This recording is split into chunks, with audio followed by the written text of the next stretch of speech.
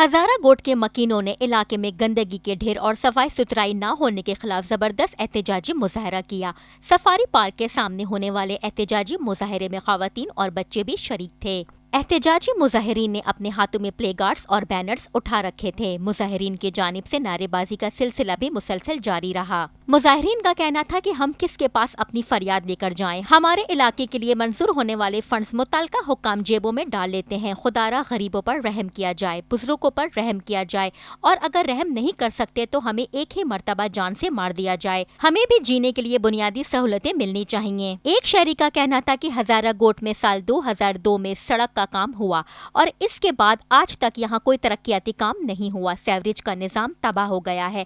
Primary स्कूलों की दीवारें गिरी हुई हैं। कराची का मेयर सिर्फ एक ही इलाके में घूमता रहता है और वजीर आला सिंध को सिर्फ डिफेंस और क्लिफ्टन दिखाई देता है। वोट और टैक्स हम देते हैं और ये अपने इलाकों में सफाई सुथराई का ख्याल रखते हैं।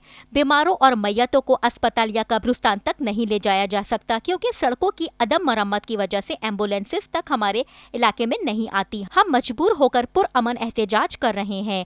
एक खातून का कहना था कि हजारा गोट में गटर उबल रहे हैं, हमें पैसे नहीं इज्जत चाहिए। अगर कोई मर भी जाए तो एम्बुलेंसेस तक हमारे इलाकों में नहीं आती।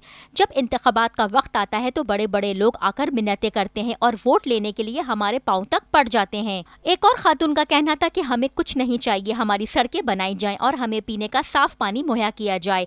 एक नौजवान शहरी का कहना था कि वोट लेने के लिए हुक्मरान अल्लाह और रसूल का वास्ता देकर वोट लेते हैं। आज हम इन्हें अल्लाह और रसूल का वास्ता देते हैं कि आए हमारे इलाके में नाले साफ करवाएं। गटर का पानी हमारे पीने के पानी के लाइनों से मिल रहा है जिसकी वजह से बीमारियां जन्म ले रही हैं। मुजाहिरीन ने वजीर आला सिंध और वजीर आजम पाकिस्तान से अपील की है कि इलाके में बुनियादी सहूलतें फराहम की जाएं।